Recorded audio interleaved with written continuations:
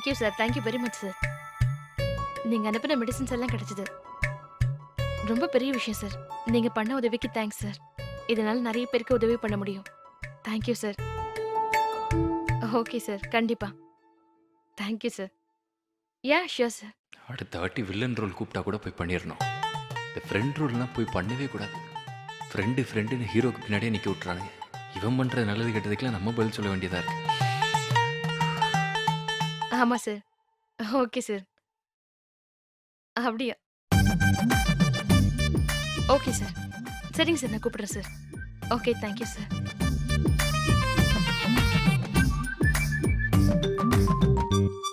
என்ன என்ன என்ன வேணும் உனக்கு?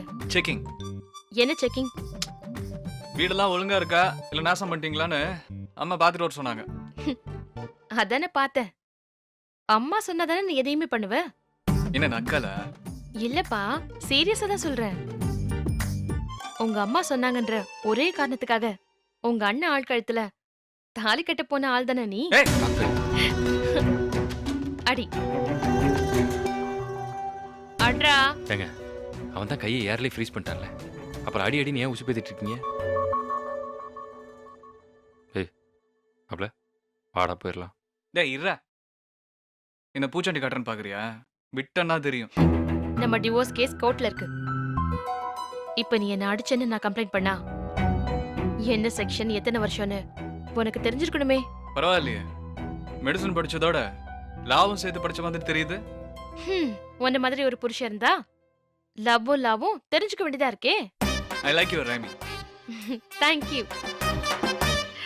இந்த வேலை டென்ஷனுக்கு நடுவுல நீங்க இப்படி அடிக்கடி வந்து காமெடி பண்றது எனக்கு ரொம்ப ரெஃப்ரெஷிங்கா இருக்கு.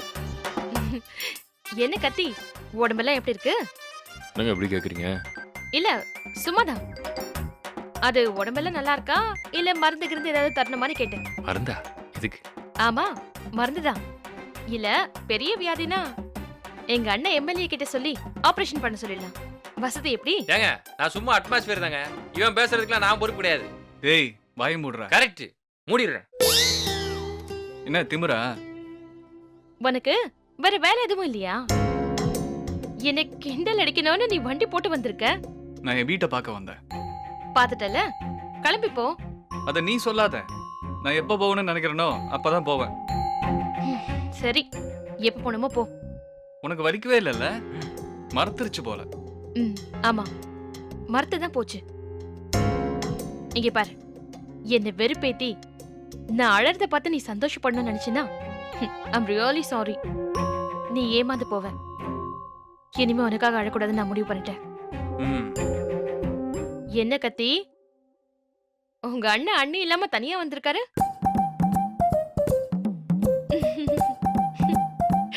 என்ன நக்கலா? இல்லப்பா, நீ வந்தாலே உன் கூட வாலை பிடிச்சிட்டு ஒருத்தி வருவாளே, எங்க காணுமேன்னு பார்த்தேன். திவ்யா பத்தி தப்பா பேசாத. பாருடா, உங்க ஆளை பத்தி சொன்னதும் கோவம்லாம் வருது. திவ்யா என்னோட ஆள் இல்ல. இல்ல, நீங்க ரெண்டு பேரும் ஒன்னாவே ஓட்டிட்டு இருக்கீங்களே, அதனால கேட்டேன். ஒன்னா இருந்தா ஆளா? ஒன்னா இருந்தா ஆளுன்னு நினைக்கிற அளவுக்கு நான் ஒண்ணும் முட்டாள் இல்ல. ஆனா மல்லிகை பூ வாங்கி தலையில வச்சா ஆளுன்னு தானே அர்த்தம்? இலக்கத்தி தெரியலங்க. ஓ, அப்ப நான் அவளுக்கு மல்லிப்பூ வாங்கி கொடுத்தது உனக்கு உறுத்தி இருக்கு. என்ன பொறாமையா? இல்ல, அவளை பார்த்து பாவமா இருக்கு. சமாளிக்காத. அப்படி ஒரு முட்டாள் தான் உனக்கும் சரியா வரும். ஒருத்தரை பத்தி சரியா தெரியாமலேயே அவங்கள பத்தி கமெண்ட் அடிக்கிறவங்க தான் முட்டாள். யாரு யார் அவளை பத்தி தெரியாதுன்னு சொன்னது? என்ன தெரியும் அவளை பத்தி?